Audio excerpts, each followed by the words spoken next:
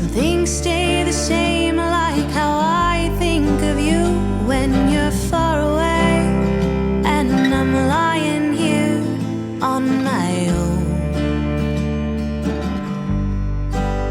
And I remember the feel of your hand holding mine as we drove through the mountains to see what we'd find if we got away, got to take a breath under blue skies.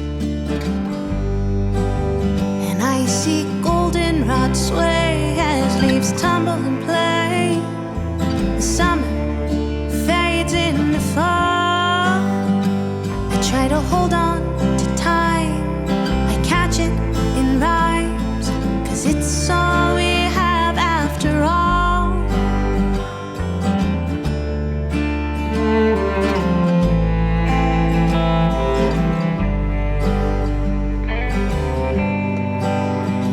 There was a stream by the path, so we stopped to race leaves. I could see a reflection smiling at me when my boat capsized, and I said, could we try again? And the sun shines sweet, even there in the shade. It all felt so perfect that I got afraid of the moment when you might not love me anymore. And I see goldenrod sway as leaves tumble and play. The summer fades into fall. I try to hold on to time, I catch it in rhymes, 'cause it's all we have after all. And seeds on the breeze blow wherever they please. Maybe that's not for me. I like my feet on the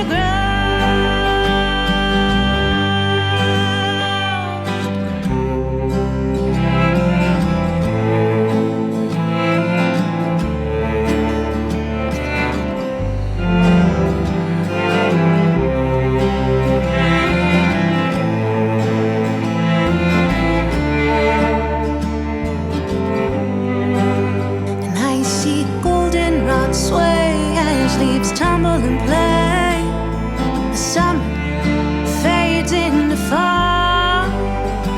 I try to hold on to time, I catch it in rhymes, 'cause it's all we have after all. I see goldenrod sway, I see goldenrod sway.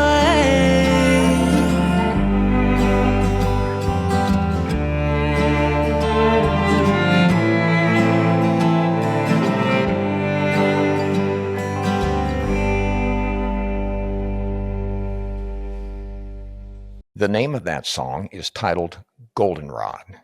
It was written and performed by my special guest today, Chattanooga folk and country singer-songwriter Teni Rane. Teni, welcome to the Friday Afternoon Music Mix. Thanks so much, Greg. It's lovely to be here on KSVR. It's always a joy to get to talk with folks from all over the country, and it's no exception, right? All the way from Chattanooga up to where you are in the Pacific Northwest. How special. I got your album from your radio promoter, Art Minius. I fell in love with it the minute I heard it. It was released on August the 8th. It follows up an EP that you did in 2020 called Heart in Tennessee. I know you started as what you call a backseat singer. Yes. I was fortunate that that was acceptable in my family. I think partially because it was easier on my parents to have my sister and I singing along to songs than fighting with each other. And that was a really wonderful pacifying technique that they would use. They would just put in a CD and let us sing. I have family in Toronto, so there was often very long car trips from Chattanooga up to Toronto area, Newmarket area to see them. And so we had a lot of time in the minivan with the 6 CD changer, a lot of good songs rolling through to sing along to. You know, it's a starting point. Anything's a starting point. And it's wonderful to be encouraged to vocalize and sing and express. And I got to do that. And I now get to continue doing that in a very different way. Yes. Are you from a musical family? No, not particularly.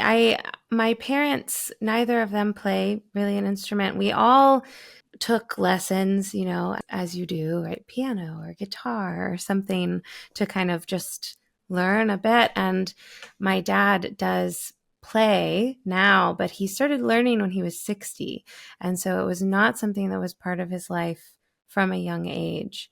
We did, however, have opportunities with them, even though they did not play or perform or write or do any of that side of the house. Both of them were very interested in my sister and I having access to live music and to singer-songwriters. And so we would spend many evenings at coffee houses, listening rooms, going to the festivals here in Chattanooga. You know, Nightfall and Riverbend were a big staple of my childhood growing up, kind of both iconic Chattanooga music scene events. And so it was more that exposure than growing up with it in my own house. You recorded this album in Bristol, Virginia at Classic Recording Studio, co-produced by Grammy nominee Mike Stevenson. You play acoustic and you've written all the songs for it. You have incorporated the most beautiful cello part in this, along with some electric guitars. Your husband, Jonathan Shoemaker, plays bass. This really came out well, didn't it? I think so. I do. I'm very proud of it. It was a lot of planning, a lot of arranging and getting everything to where when we walked into the studio, it could come together easily. I'm very proud of how it came out, but also very grateful for the time of the other folks who were involved. As you mentioned, Mike at Classic, incredible recording engineer, mixing and mastering engineer as well. Also an incredible holder of space. He made the environment easy and laid back to where we could have space to get things right and also not get stuck. And I think that was really valuable because it can be really easy to get really caught in the details and to not just accept recording as, you know, you do your best work in the moment that you can, and also having to realize and kind of let go of this need for it to be the exact perfect best version of the song that's ever going to live. And so that was a really big gift to just be able to be in a space where I could navigate through and realize, okay, this is the version of this song, these songs that makes the most sense today, that captures the story, the emotions, the sonic landscape in the way that it works now, and also give myself the space to realize that when I perform this live in the future, there's going to be things that I do differently, things that I sing differently because of the context of that day, you know, all of that. And so it's really a wonderful space to work in. And the musicians and good friends of mine were a huge part of that as well. The cello adds so much to this. Oh, the cello. I fell in love with cello when I was probably, I don't know, somewhere in between maybe 10 and 12. I saw a duo play in a local listening room environment. And he played guitar and she was cello and voice. It was just the most magical combination. Then, you know, you go along through life and you do a bunch of things and some stuff doesn't feel actually accessible, right? It's kind of a, you know, cello lives over here in this other world and you don't interact with people who are playing it in the folk space that often. There are some really wonderful exceptions to that. But I had the chance to meet Dave Egger through some local friends in the music scene up in the Tri-Cities area when I was still living up there.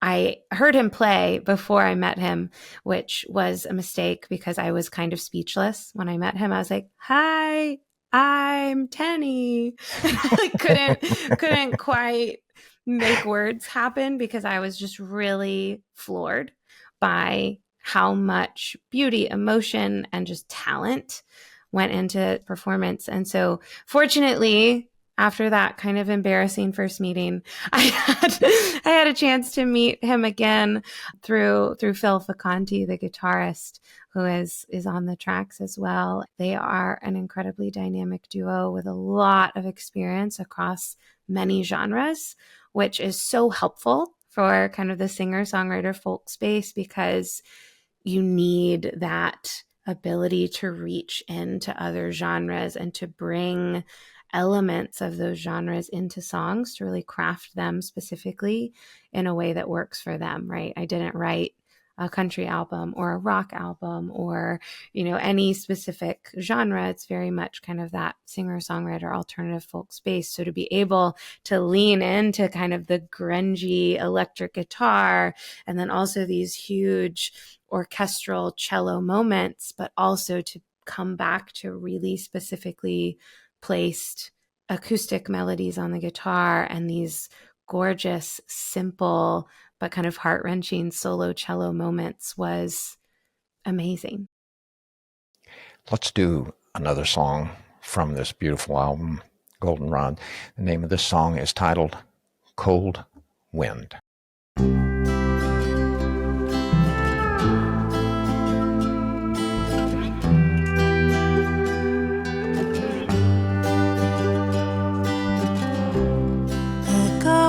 My past keeps trying to explain to me my scars, and I keep pushing her away, screaming, no, they're yours, not ours. And there's this cold wind blowing through, separating me from you.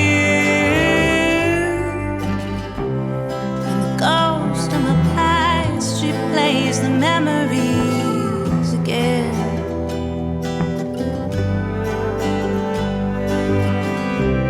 and my imagination stops, so I cannot change the end.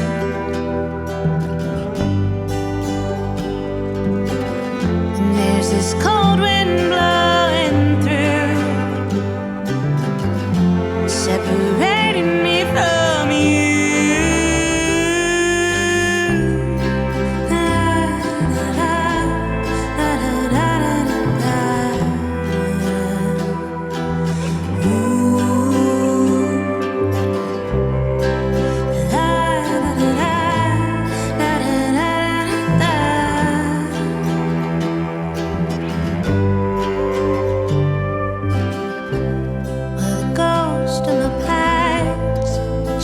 She's here to stay. She says, if we don't learn to get along, then I'll never be okay.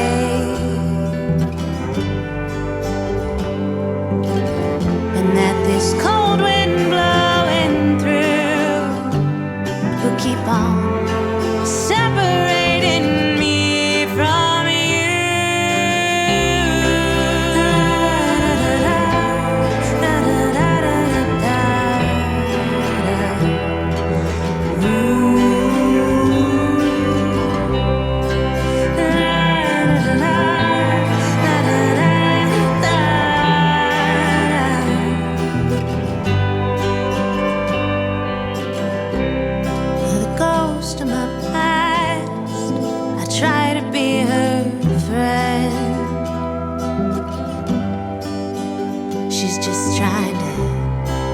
Keep me away from pain, and I'm trying to keep me on the mend.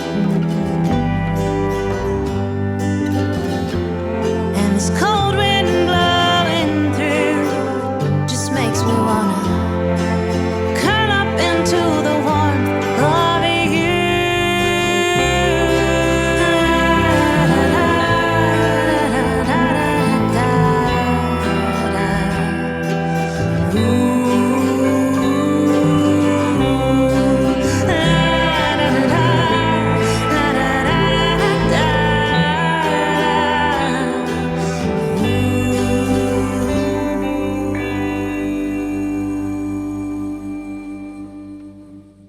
let's point out your website and your social media sites.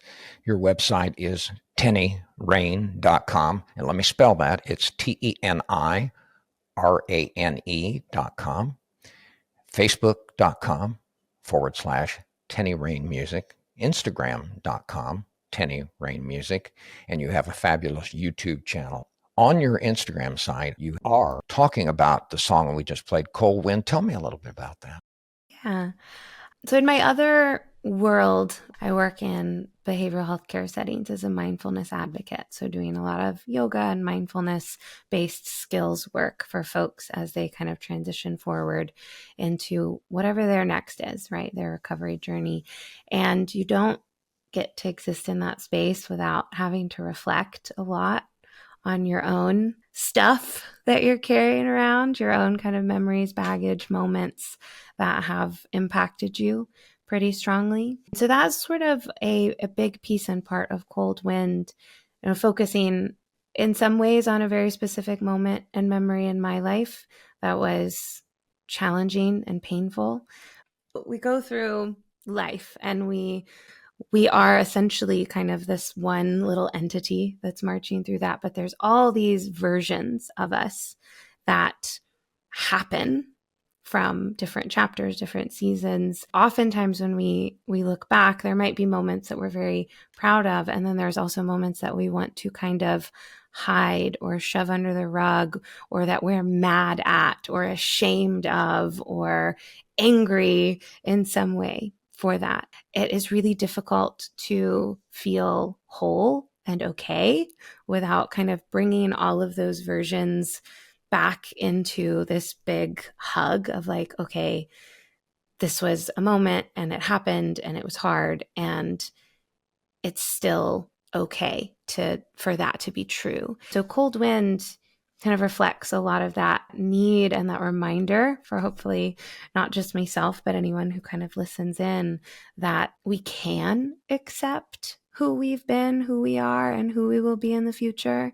And when we do that, it's a lot easier to lean into really healthy and warm relationships that can sometimes feel impacted by a really big distance or a space, or like this idea of a cold wind kind of separating you from being able to fully show up in a relationship.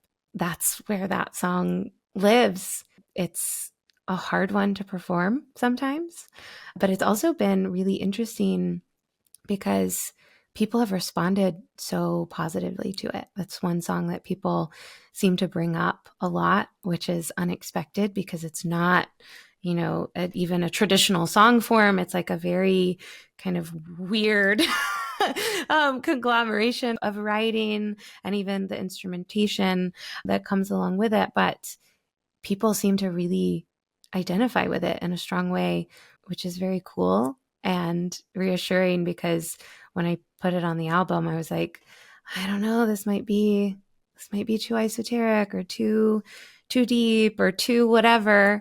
And so it's really cool to have people respond to it in that way. Let's do a third song from Goldenrod. This is called Return to Dust.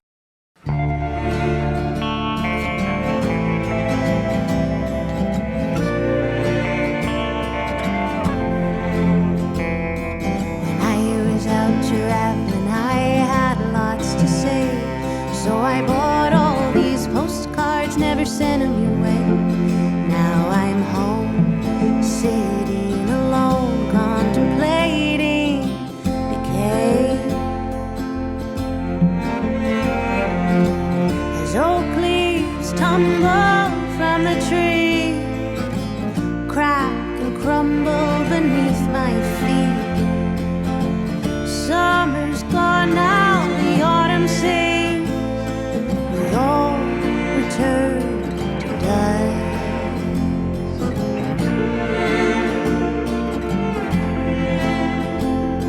So you'll never read all the words in my heart, but I trust the love will be there in whole, not in part.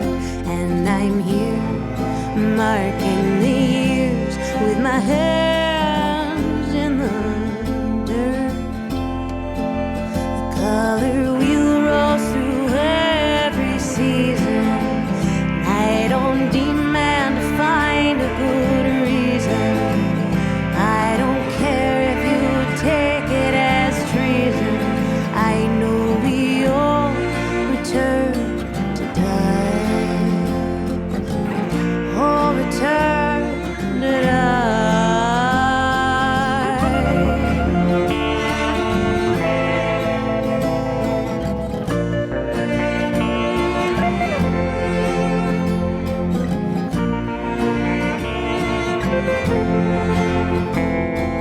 Plant many seeds and I watch as they grow. I love and I care for the ones that I know, and these tears and holes in my soul, well, they're worth what I've sown. As oak leaves tumble from the trees, crack and crumble beneath my feet. Summer's gone now, the autumn sees. We all return to dust. We all return to dust. We all return to dust.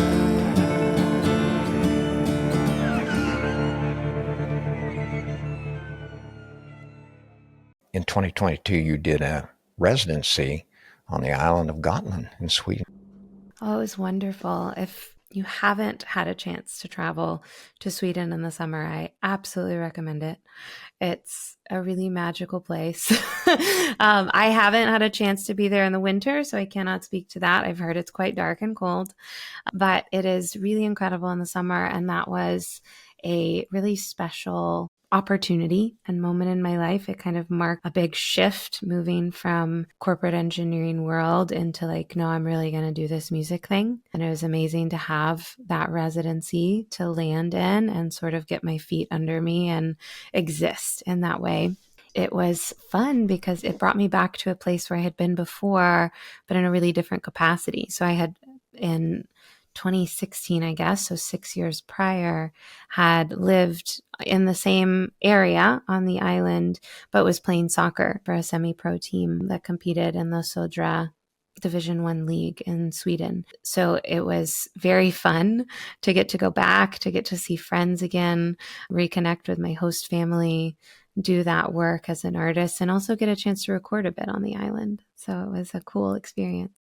The album cover for Goldenrod is quite beautiful. Who designed that you. For you? I did. That's great. Thank you so much. I do love how it turned out. It's very simple, but I think that was the aesthetic of the album. I wanted to keep quite simple because there's a lot going on lyrically and musically, and it felt like an important way to balance that out, to just have a really, kind of iconic spray of goldenrod and that be everything that it needed. We're on tour. The next gig will be on September the 19th at House Concert in Chattanooga, November the 6th in Pasadena, California. They can see your whole schedule at tenirane.com, and that's once again TENIRANE.com. She's on tour for the new album that came out on August the 8th called Goldenrod. Teni, thank you so very much for being on the show today. Thank you for having me, Greg. It's a joy to get to be here and get to share a little bit about behind the song stuff. Let's go out with one last song. This is called Don't Look Down.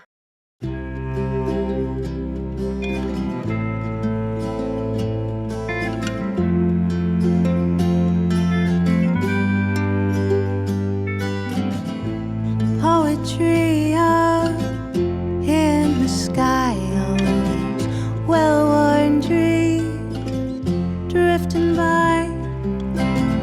Part of me craves an epiphany, and I won't find it standing here. So I won't look down to just find the ground. Then how would I keep my head up in the clouds?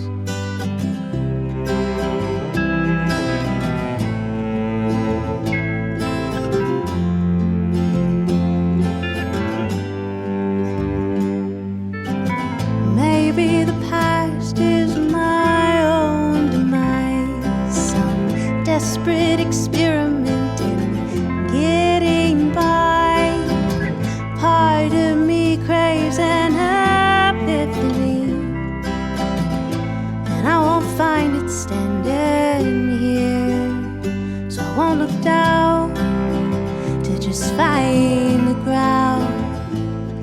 then how would I keep my head up in the clouds?